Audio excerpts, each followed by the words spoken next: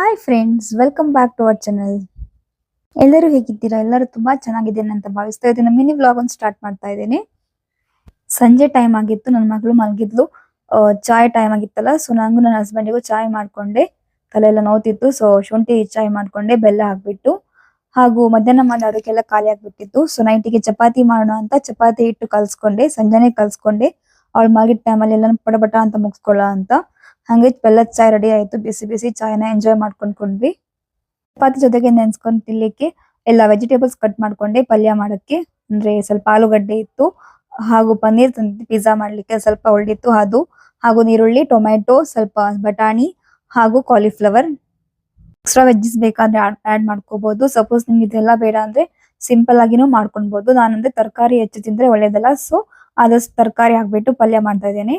ಇಲ್ಲಿ ಪಲ್ಯ ಮಾಡಕ್ ಏನಿಲ್ಲ, ಒಂದು ಕಾವಲಿಗೆ ಸ್ವಲ್ಪ ಎಣ್ಣೆ ಹಾಕ್ಬಿಟ್ಟು, ಎಣ್ಣೆ ಬಿಸಿ ಆದ್ಮೇಲೆ ನಾನು ಸಣ್ಣದಾಗಿ ಕಟ್ ಮಾಡಿರುವ ನೀರುಳ್ಳಿಯನ್ನು ಫ್ರೈ ಮಾಡ್ಕೊತೇನೆ. ನೀರುಳ್ಳಿ ಸ್ವಲ್ಪ ಬ್ರೌನ್ ಆದ್ಮೇಲೆ ಅದಕ್ಕೆ ಸ್ವಲ್ಪ ಶುಂಠಿ ಬೆಳ್ಳುಳ್ಳಿ ಪೇಸ್ಟ್ ಹಾಗೂ ಕಟ್ ಮಾಡ್ಕೊಂಡಿರುವ ಟೊಮೆಟೊ ಹಾಕ್ಬಿಟ್ಟು ಚೆನ್ನಾಗಿ ಫ್ರೈ ಮಾಡ್ಕೋಬೇಕು. ಟೊಮೆಟೊ ಸ್ವಲ್ಪ ಸಾಫ್ಟ್ ಆದ್ಮೇಲೆ ಅದಕ್ಕೆಲ್ಲ ಮಸಾಲ ಹಾಕ್ಬೇಕು. ಅಂದ್ರೆ ಅರಿಶಿನ ಪುಡಿ, ಖಾರದ ಪುಡಿ, ಧನಿಯಾ ಪುಡಿ ಹಾಗೂ ಸ್ವಲ್ಪ ಗರಂ ಮಸಾಲಾ ಪುಡಿ, ಸ್ವಲ್ಪ ಉಪ್ಪನ್ನು ಹಾಕ್ತೇನೆ.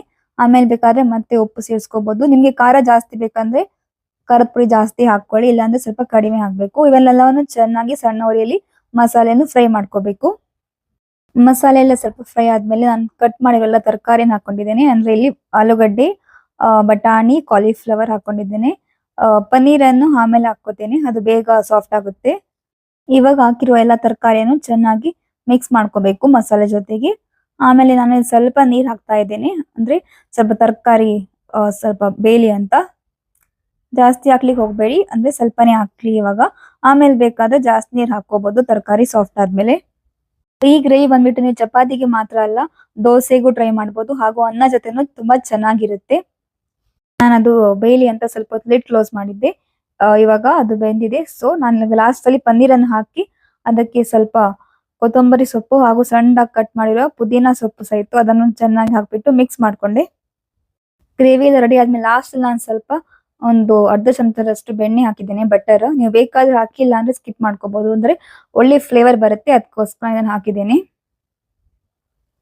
ಇವತ್ತಿನ ನಮ್ಮ ಮನೇಲಿ blog. Thank you for watching. ಬೇಗ ಬೇಗ ಪಟಪಟ ಅಂತ ಸಬ್ಸ್ಕ್ರೈಬ್ ಮಾಡಿ, ಬೇಗ 2000 ಸಬ್ಸ್ಕ್ರೈಬರ್ಸ್ ರೀಚ್ ಆಗೋಣ. Thank you, bye.